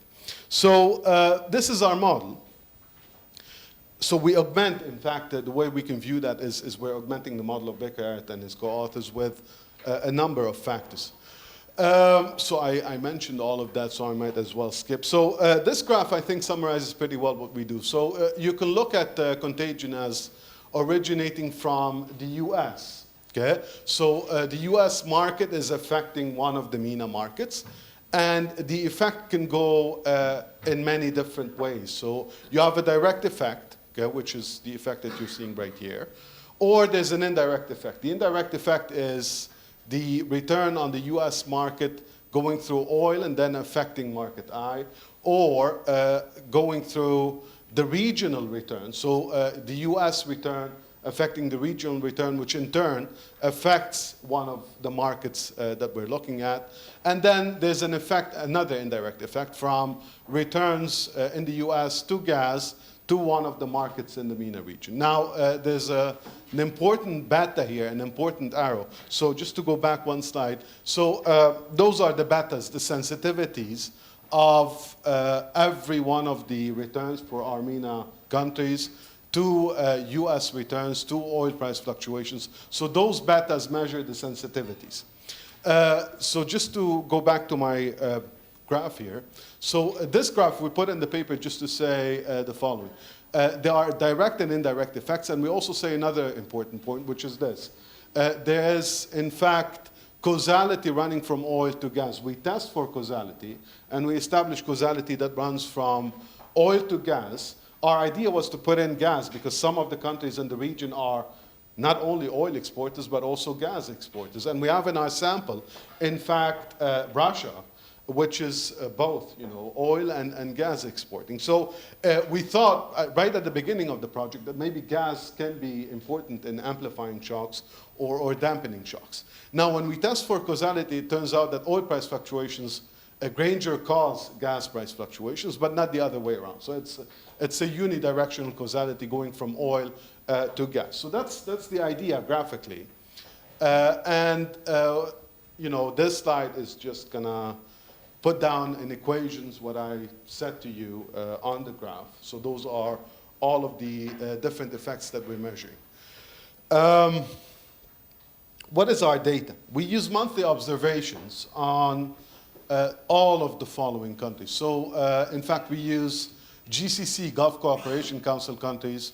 So we use the Tadawul Index for Saudi Arabia, the Dubai Index for the United Arab Emirates, the KIC General Market Index for Kuwait, the Qatari Stock Market Index, the Muscat Securities Market Index for Oman, the Oil Share Price Index for Bahrain. So those are the GCC countries that you can think of as the oil exporting countries. There's another block which we're putting all of them under MENA, but there's another block that we think of as oil importing. And you have Lebanon, the Blum Index, Egypt with the EGX 30, the Amman Stock Exchange, the BIST Index, the BIST 30 Index of Turkey, the Tunisian and Moroccan equity indices. And we put in our sample, in our cross-section of countries, the US, well, it's basically very important because contagion runs from the US, but we put in Russia as a comparator, as a benchmark, because Russia is both oil exporting and gas exporting. I did not mention how we measure gas and oil prices. So basically we use futures prices. We don't use spot prices. The reason being that investors transact in the futures, not the spot market. So we use futures prices from that premise because, in fact, the way we think of markets is investors investing in futures, not in spot prices directly. So we use, again, monthly data on oil and gas futures. So we have a set of, so if I go back to the model, I can show you a set of local instruments what we put in Z right here. Okay? So those are instruments that are specific to the country. What are the instruments that we have? So we use as two instruments the money supply, the growth in the money supply, the growth in M1, and inflation. I'm going to anticipate your question, which is going to be why only those two instruments. Well, frankly, because of data availability. So data is not really available for the MENA countries. Those are the two macroeconomic variables that we could, in fact, find reliably for all of our countries. We thought of interest rate differentials, which was used by Beckert and his co-authors. We thought of dividend yields, but we could not find these, unfortunately. So we had to settle with the growth in M1 and inflation. The results. So those are the betas, and we are putting in red the ones that are significant. You can see that the regional beta is by far the largest. So it's larger than the other betas. This is followed by the US beta, followed by oil. It doesn't always hold in the same order that I'm saying it right here, but clearly it seems that the regional effect is the most important effect if you look at this table. So our first conclusion is the regional effect seems to be quite important. Oil is important. At the same time, gas is not important. So the way we understand that result is oil is effectively taking over the role of gas. Maybe gas does have an amplifying effect or a dampening effect, but oil is so much more important than gas that we're not noticing anything happening right here. Another view of the results is the following variance decompositions. So here we show variance decompositions for the fraction of the variance accounted for by the US, by gas, by oil, and by the region. Clearly, again, the region seems to be the most important determinant of the variance. And this is followed by oil. Gas appears to be sometimes important here, and the US is the least important in the variance decomposition. So how do we test for contagion?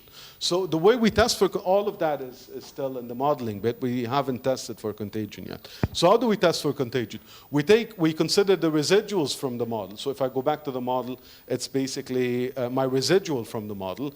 And we regress that on effectively, so it's an equation relating the residual from the model to the US or regional or oil or gas residuals, right? So this is what we put in. We have a lambda right here, and the lambda is a function of D1 and D2, which are dummy variables, which basically are going to measure periods of turmoil and periods of calm. So when we test for contagion, the important parameters are Q1 and Q2. Okay? So we want to assess the significance of Q1 and Q2, and if these are significant, then they tell us that, yes, you do have a contagion effect. So when we carry out the work, clearly here, Q1 and Q2, so going back to my equation, Q1 and Q2 are significant for all the countries, so it very much looks like we have a contagion effect. So I'll conclude here very quickly. So our findings are that we have evident contagion effects. The regional effect appears to be the most important effect. This is followed by US and oil effects. So it seems that the contagion effect is going really through the region and sometimes through oil. So oil risk is a macroeconomic factor that strengthens the link with the US. So I'll just basically leave it at that. The final point I'm going to mention is our definition of contagion is the fact that it's in excess of correlations. Maybe I should have mentioned this at the beginning, but the way we are defining contagion in this paper, that's why I mentioned correlations, is that contagion is in excess in correlations. Thank you very much. Thank you for this good presentation. Any questions?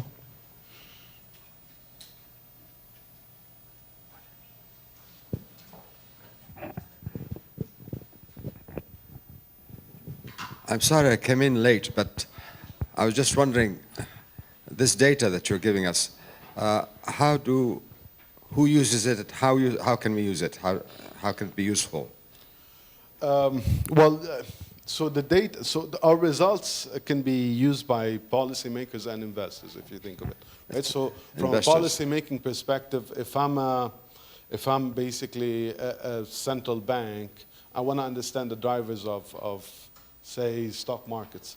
I'm not necessarily going to intervene, but I want to understand the drivers, for example. Or if I'm a monetary authority, say the Monetary Authority of Saudi Arabia, I want to understand what basically drives my market. So from that perspective, so policymakers would be interested. From a practical perspective, from basically a trading perspective, any trader would want to know what are the factors driving the returns.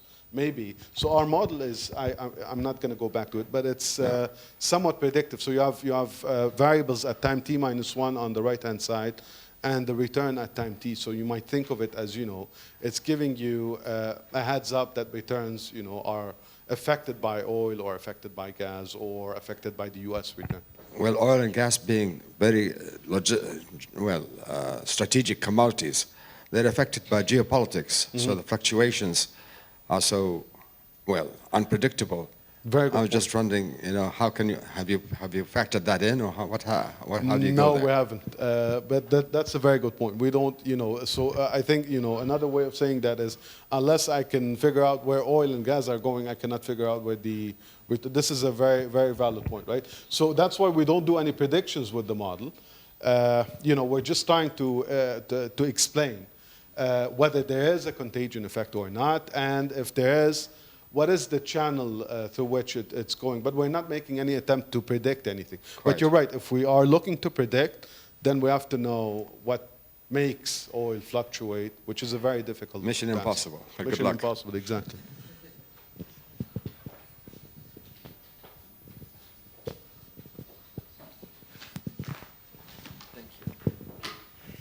Hello. Can you present again the unexpected factors in your linear equation?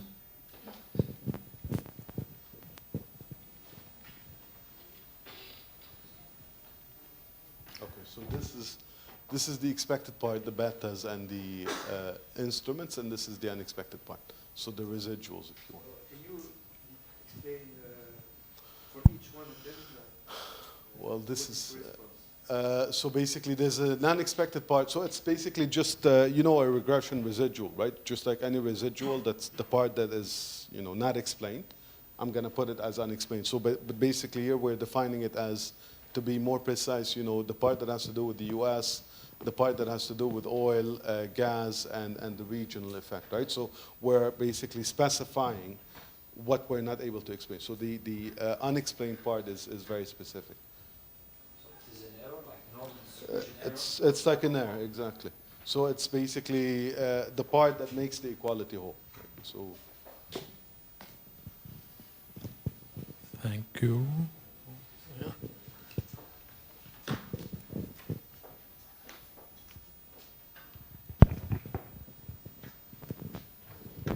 Thank you. I have a concern about the link you make between contagion and financialization.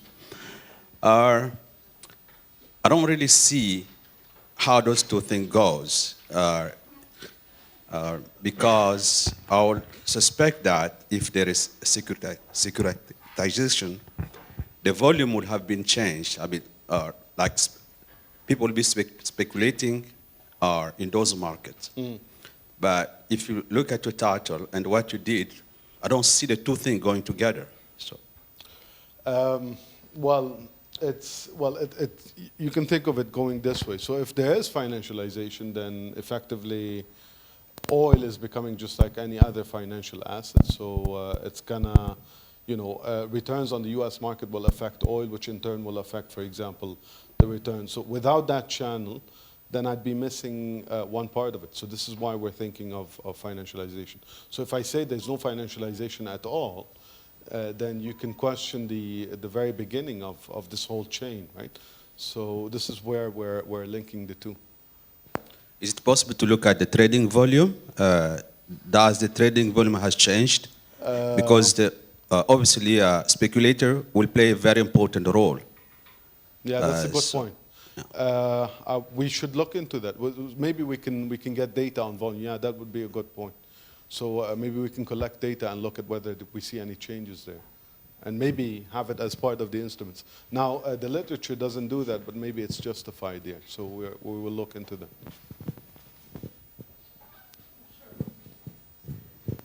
So how would you connect this work to the question of the conference about energy transitions? Very good question. So, can you give me 5 minutes to think of that? So basically, no, but the point here, so if I also think of it from a policy-making perspective, so the point is equity markets in the region are mostly affected by, so according to our results, by the US, right? So it's not, you know, you can think of it as, yes, oil is important, but it's not the end of the world for us, right? So yes, there's a need to transition maybe down the line into other forms of energy, but it's not, so it's not oil. So we think of oil as being the driver of everything in this part of the world. But according to our results, it's the US and oil, right? So there's no rush, let's say, into transition, if I get your question right. So, then maybe I need to think of it. Shadow? It's just a money construct. Mm-hmm. So it's completely, I don't know what the relationship is. Okay. So, thank you for your presentation. I will need to. Financial Times series are always or mainly have a feature which is conditional heteroscedasticity. Did you take that into account in your regressions? Well, if I go back to the model, so if I go back to not the zombies, but the model. Yes. So yes, you can add an equation. So here we're assuming normality, and in fact we're allowing the variance to change with time, right? So if you allow for Garch effects, which is what Beckett and his co-authors do, then the results would be, you know, would be the same. We're not going to see any major change. That's a much easier question than the previous one. So yes, you're right. There will be conditional heteroscedasticity, and if you account for it, then the same story still holds. Thank you again. We remove from by Samir Azhar, Mr. Samir Azhar.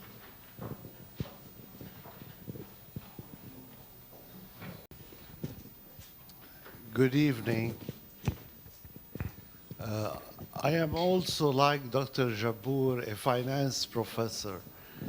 I'm going to tackle the problem of energy and oil from the perspective of an investment.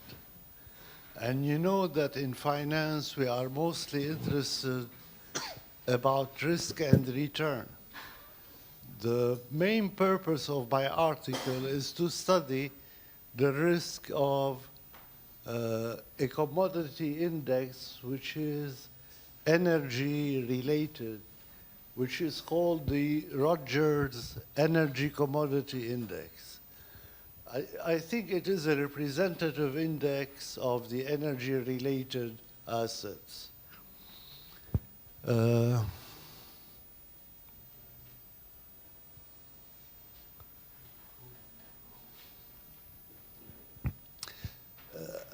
As the previous lecturer has said, there is plenty of research on the relation between commodity prices and inflation. Authors have adopted the overshooting notion of commodity prices.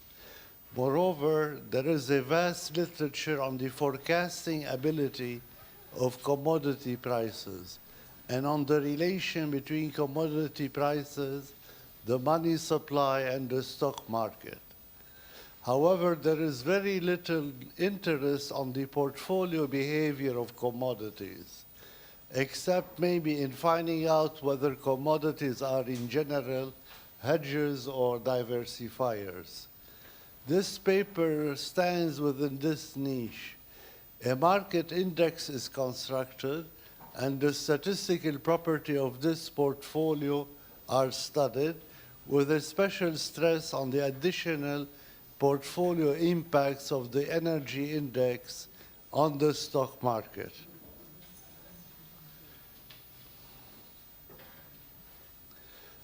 That's the composition of the Rogers Commodity Index. It has in it crude oil, Brent, natural gas, gasoline, heating oil, and gas oil, with the proportions that we have on the right-hand side. Our basic portfolio, we are allowing, first of all, for short sales. My portfolio intends to show the contribution of 3 commodity indexes to a well-diversified stock market index, as made up of the following. The Rogers International Commodity Index for energy, the Rogers International Commodity Index for agriculture, the Rogers International Commodity Index for metals, and the S&P 500.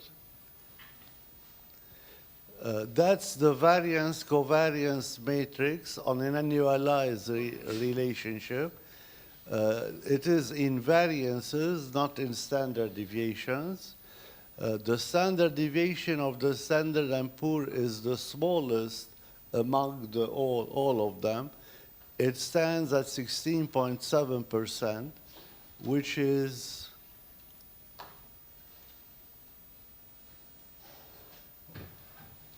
is this figure annualized.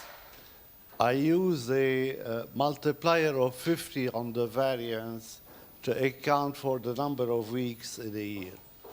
So SP 500 has the smallest volatility. The energy index has the highest one at 32.8%. Statistical variance analysis shows that this index has statistically the highest variance, followed in rank by the metals index, and followed with the rest altogether. Covariances vary between 1% and 3.5%.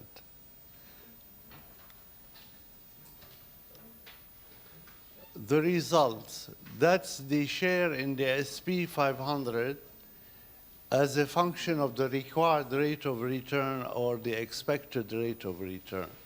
As you can see, as long as the expected return is positive, the share in the American stock portfolio will be positive. That's the share of metals in the portfolio. Again, the second term is very small, 3%, so mostly it is also positive. This is the agricultural share. The share in the agricultural index is 0 for a value for expected R of 0.267% or 13.36% in annualized terms. This means that for practically reasonable values for expected R, the share in this index is also positive and is rarely shorted. That's finally the energy share. As you can see, it is highly dependent on the expected return in a negative manner. The energy share is 0 when the expected return is 3.24% in annualized terms. Any value for expected return higher than this rate produces a negative share. Since the minimum variance portfolio has a return of 4.6% in annualized terms, the share in the energy index is never positive. And this shows the relationship between the required rate of return on the x-axis and the share of oil, which is always negative within this period. Again, that's the results of the optimization. This is what finance teachers call the efficient frontier.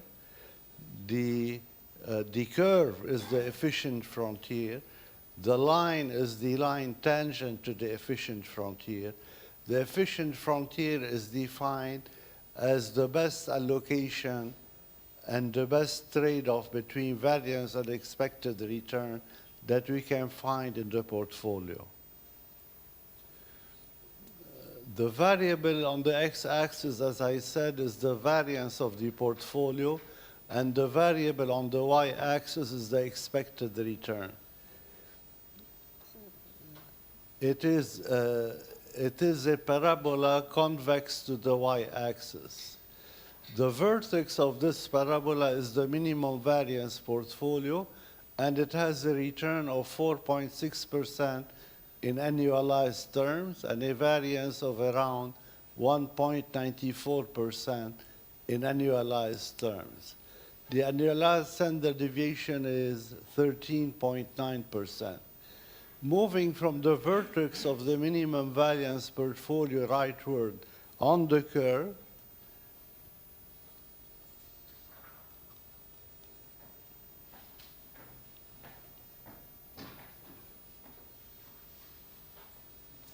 okay.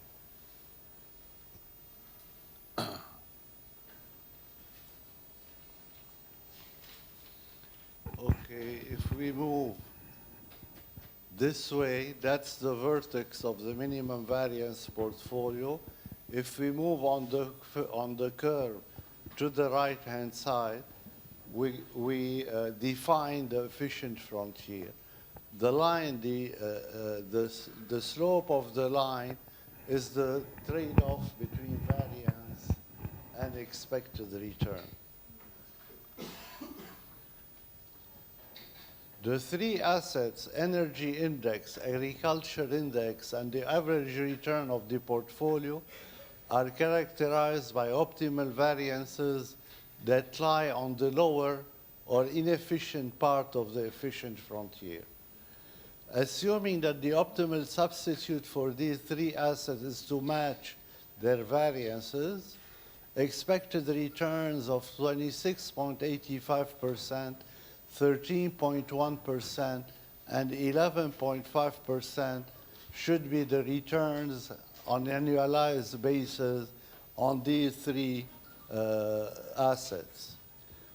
These figures give the extents by which the return on each one of these three assets must increase to become optimal, i.e. to be a member of the efficient frontier.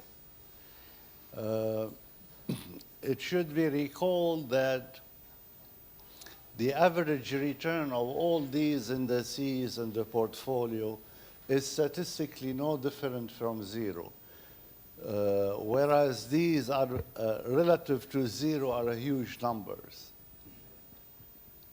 That's the same efficient frontier. However, I have changed the assumption about the risk-free rate.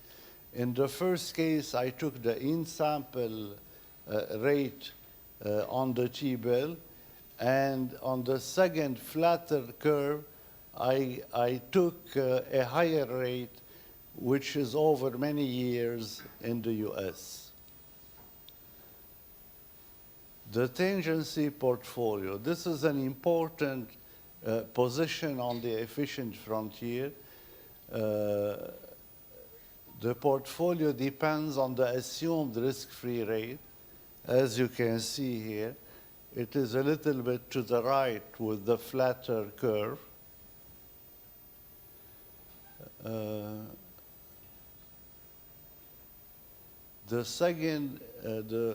These tangency portfolios were obtained by maximizing the ratio theta equals expected return minus the assumed risk-free rate divided by the variance of the portfolio.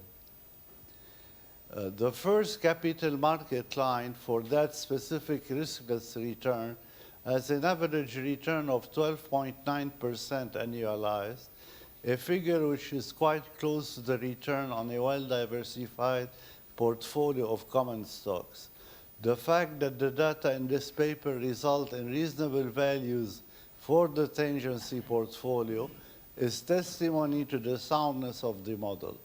The second capital market line with the second estimate of the risk-free rate carries an average return of 14.66%, again reasonable for the US. These two variances represent the estimates of the variance of the market portfolio. In terms of standard deviations, the figure becomes 17.72% and 19.2% respectively. Again, such estimates are close to the standard deviation of a well-diversified portfolio of common stock in the US financial market. Now, this is the statistics on actual and optimal energy commodity index. The actual variance is put here. The predicted return from the efficient frontier, we have two efficient frontiers depending upon the riskless return. That's the predicted return on a weekly basis. That's the predicted return by the capital market line. And that's the annualized predicted return. So we need to have at least 27.87% return on oil or 41.93% estimate through the capital market line in order to hold the energy index.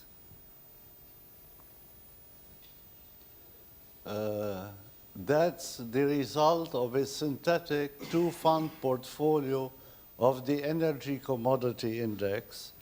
What's important in this slide is the share in the risk-free asset, which is highly negative, higher than -1, which means that the investor should borrow approximately 2.5 his wealth or her wealth in order to have a share in the commodity energy index.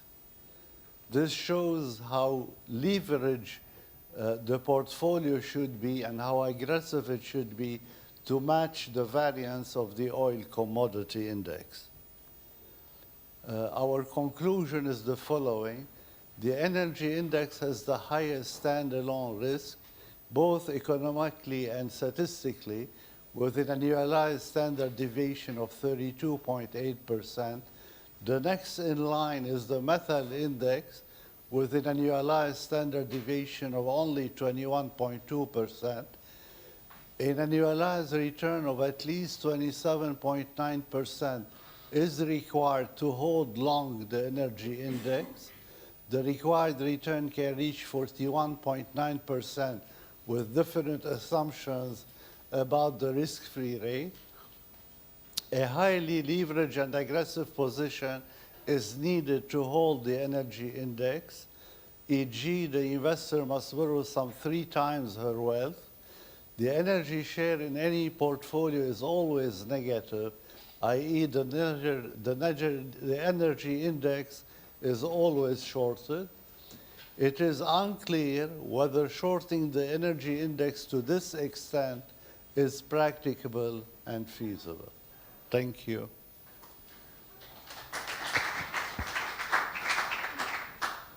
Thank you for this presentation. Any questions?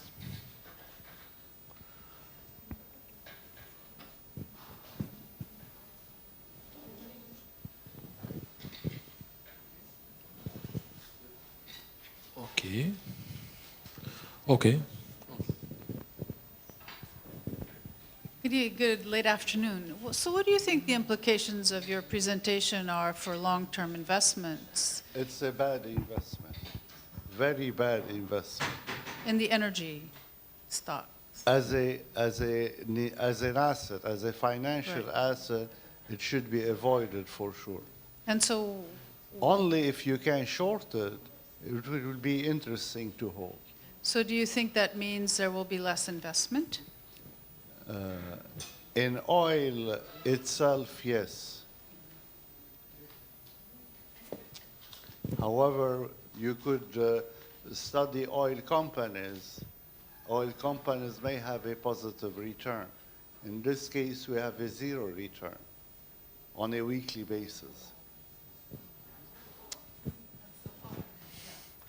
Thank you. Thank you for all.